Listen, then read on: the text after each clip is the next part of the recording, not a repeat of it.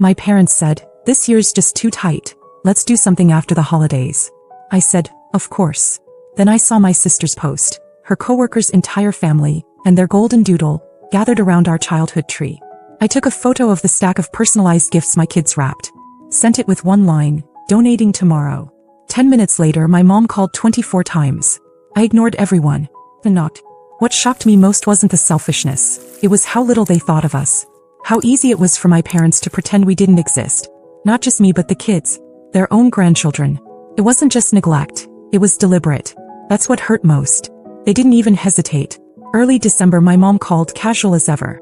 "This year's just too tight. Let's do something after the holidays." I didn't argue. I said of course. I was exhausted and honestly I didn't have the fight in me. I'd been running on fumes ever since Brad walked out 2 months ago.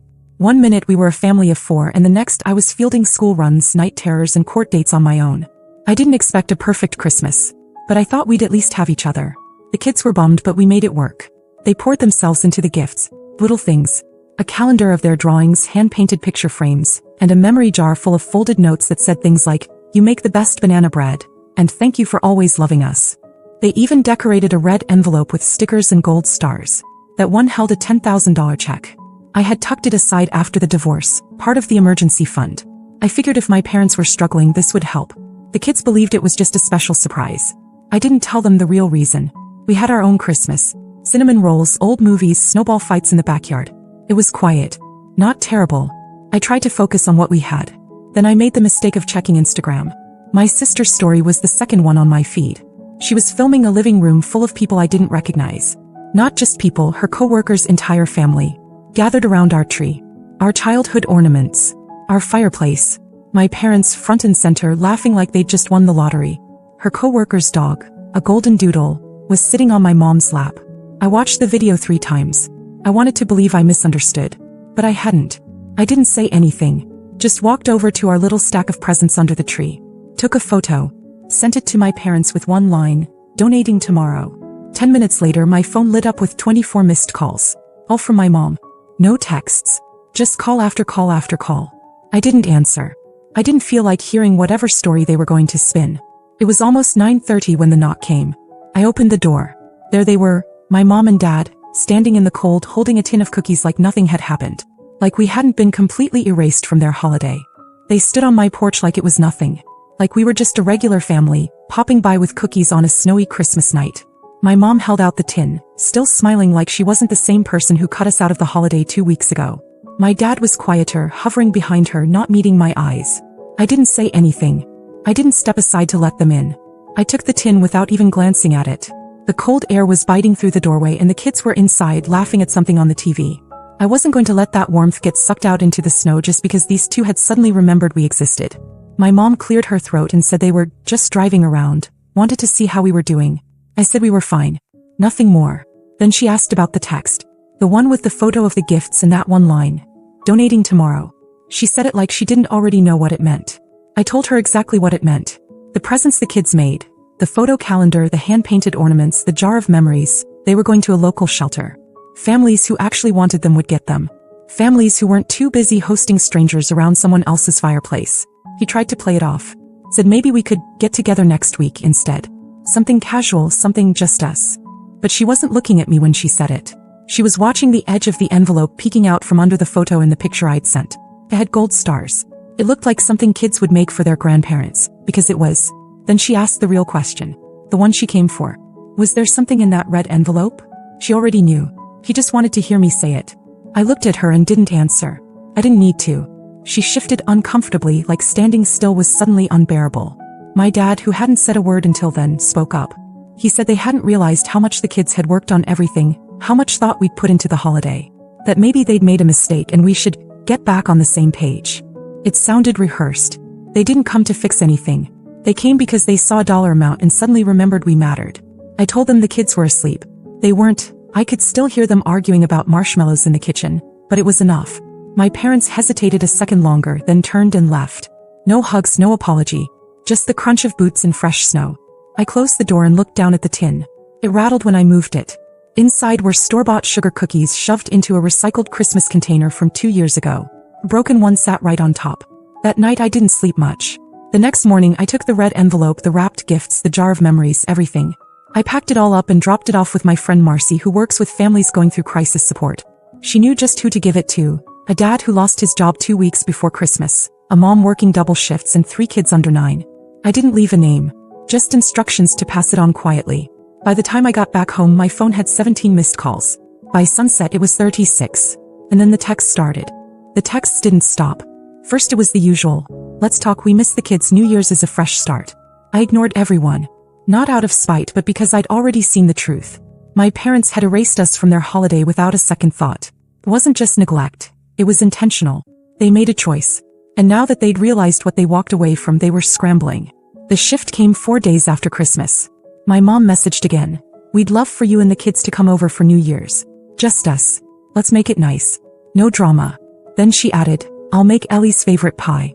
That one made me pause. Ellie saw it too. She asked if we were going. Said maybe Grandma and Grandpa were just confused or busy, that maybe now they understood how much we missed them. Eli said he wanted to play with their old train set again. He even mentioned the fire pit out back and how Grandpa used to let them roast marshmallows, even when it was freezing. I should have shut it down. But I didn't. I told myself it was for the kids, that maybe they were trying in their own flawed way to fix what they broke. We showed up just after 5 on New Year's Eve. Snow was falling again, soft and steady. My parents' house looked warm, almost perfect. Lights glowing in the windows, music playing inside. They greeted us at the door like nothing had ever happened. My mom hugged the kids a little too long. My dad called me kiddo, like we were back in some alternate timeline where he hadn't stood on my porch days ago hoping to secure a mystery check. There were candles lit. A big roast on the table. Even my sister was there with her boyfriend Jake, who spent most of the evening asking the kids overly cheerful questions like he was reading from a script. Everyone was overly polite, smiling too hard, laughing too loud. It was like watching a dress rehearsal of a family that didn't actually know each other. Then after dinner, when the kids went to the den to play a board game, my mom disappeared into the kitchen and came back with something in her hand. The red envelope. Same one the kids had decorated. I knew every sticker on it, every marker smudge. I stared at it, then looked at her. She placed it carefully on the table between us. My dad sat down across from me, suddenly very interested in his hands. My sister leaned against the counter, arms crossed, not saying anything, but watching everything. My mom spoke softly. She said she just wanted to clarify something. That if the envelope was still in limbo, maybe it made sense to use it in a way that benefited everyone. She said they could put it toward home repairs. Or maybe something for the grandkids down the line. She said it like she was doing me a favor by even suggesting it. I asked her how she got it. She said she had a feeling and called around. One of the women at the donation network apparently owed her a favor. She never said exactly how she retrieved it, but the implication was clear. She dug until she found it. And once she knew what was inside, she made sure it didn't leave her reach again. I was stunned but not surprised. My parents have always believed in a strange version of ownership. If they could justify it, it belonged to them. I told her the envelope wasn't theirs. She said I'd already chosen to give it away and we're your family too. Then my sister chimed in for the first time all night. She said if I'd already been willing to give that money to strangers, I could at least do the right thing and keep it in the family. I looked around the room. All that politeness, all that warmth, it had never been real. This was the reason they invited us. They were staging a reunion so they could corner me. I stood up and called for the kids. Ellie asked if we could stay just a little longer. Eli didn't want to leave until they finished their game. I told them no. My mom looked heartbroken, but it wasn't real. It was disappointment with the outcome, not with the situation. He said I was being dramatic, that I was tearing apart a family over a gift we didn't even ask for. I didn't respond. I gathered the kids, told them to get their boots on, and thanked no one. As I opened the front door, my sister said, "So you're just going to keep it?" I turned back for half a second. She didn't flinch. She didn't see anything wrong with what she'd said. We left. Snow was thicker now and the road home was quiet. The kids were quiet too. The texts started up again the next morning. Longer. More urgent. And I could feel what was coming next. The morning after New Year's, my phone didn't stop buzzing. Not just texts this time, emails too. I guess my mother figured if she couldn't reach me directly, she'd try other routes. One of them was a group email to me, my sister, and my dad. Subject line: "Let's resolve this with grace." Like we were all part of some mediation and not a one-sided ambush. I didn't respond. By noon, my sister sent a long text. Said the kids were always welcome at her place. That if I didn't want to be part of the family anymore, that was my choice. But I shouldn't rob the children of love they clearly still wanted. It was calculated. The wording was exact. Then came the part one didn't expect. She said if the kids really wanted to visit Grandma and Grandpa, I should trust them enough to decide for themselves. but that trust means you're not dangling money to control everything. I read it twice. That's when I realized they were trying to flip it. Make it look like I was the one using money to manipulate them. I sat with that for a while. Let it simmer. Then a few days later, Ellie came into the kitchen holding her iPad. She'd been texting someone. I asked who and she hesitated. Said it was Aunt Rachel. I told her to hand it over. What I read made my stomach turn. My sister had been messaging Ellie directly, telling her grandma cried after we left, that she felt like she didn't matter anymore. That grown-ups make mistakes too, but that sometimes we need kids to remind them how to forgive.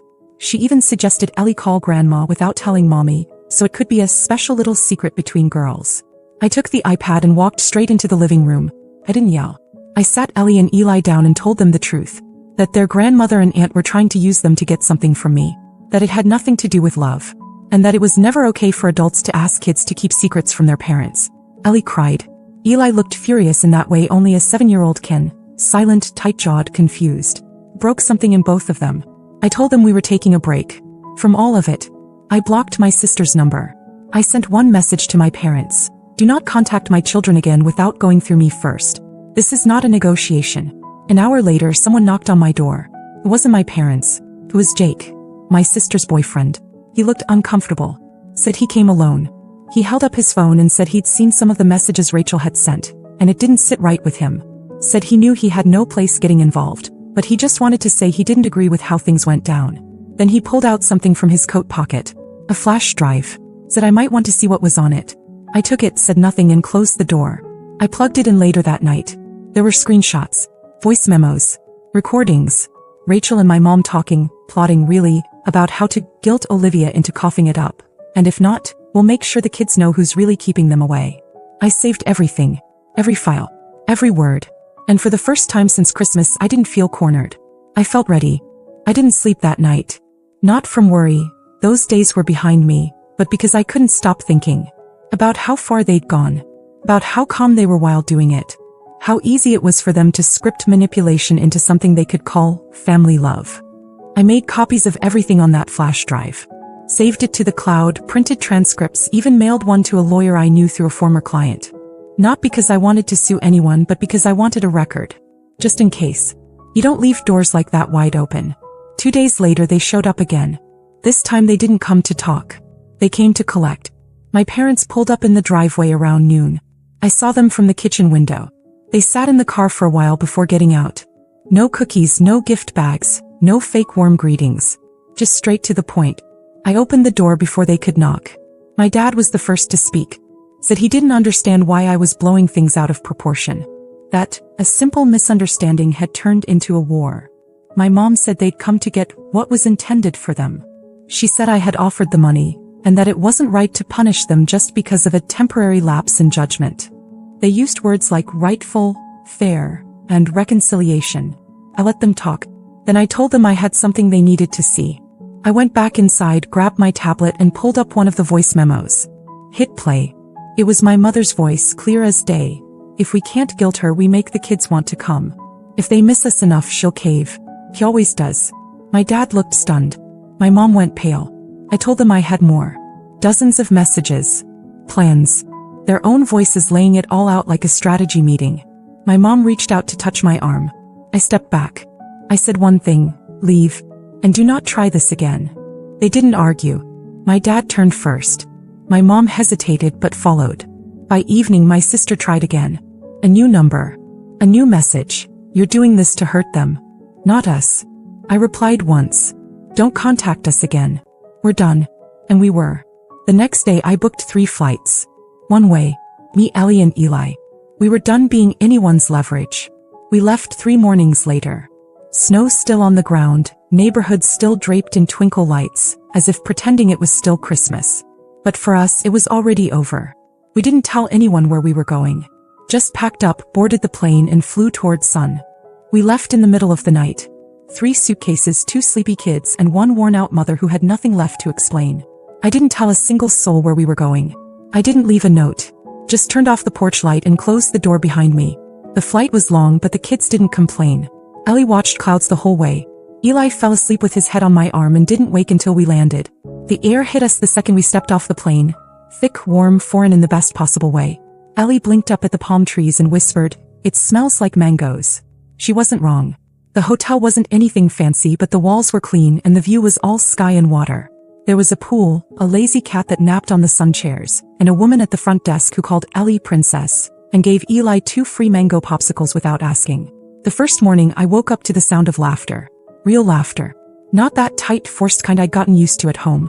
Ellie was trying to teach Eli to hula with a towel tied around his waist. It didn't matter that neither of them had a clue what they were doing. They were free. I let them swim before breakfast. Let them eat dessert first. I didn't check my phone. Not once. For a whole week we just existed. No guilt. No performance. No obligation. And then on the 8th day I got a call. Uncle Mark. I almost didn't answer. But something made me pick up. He didn't ask where we were. Didn't ask about the money or my parents or Rachel. Just said he wanted to check in. Said he'd been keeping quiet but that he'd seen enough to know something wasn't right. He told me he admired what I did. Drawing a line, protecting my kids, walking away. Then he said something that stuck with me. Sometimes love doesn't mean staying close. It means staying whole. You chose right. That was it. He didn't ask for anything. Didn't offer advice. Just wanted me to know someone had noticed. After that call I went down to the beach with the kids. We wrote our names in the sand, let the waves wash them away and then wrote them again. At night, Ellie curled up next to me and said, "I like it here. It feels like we don't have to pretend." And I knew exactly what she meant. We stayed longer than planned. I let the days stretch out like a yawn. No schedule. No plan. I paid for everything from the same account that once held the envelope. I didn't feel guilty. That money was never meant to buy forgiveness. It was meant to bring peace. And it did. I haven't heard from my parents since. Not a single word. Not from Rachel either. I don't know if they've convinced themselves I'm the villain. I don't care. My kids are safe. They're laughing again. I'm sleeping through the night. And for the first time in months, I don't feel like I owe anyone an explanation. If something changes, if they reach out again or try something new, I'll write an update. But I don't know if I will. For now, thank you. To everyone who read this. To everyone who sat with me in this. You didn't have to, but you did. And that's something I won't forget.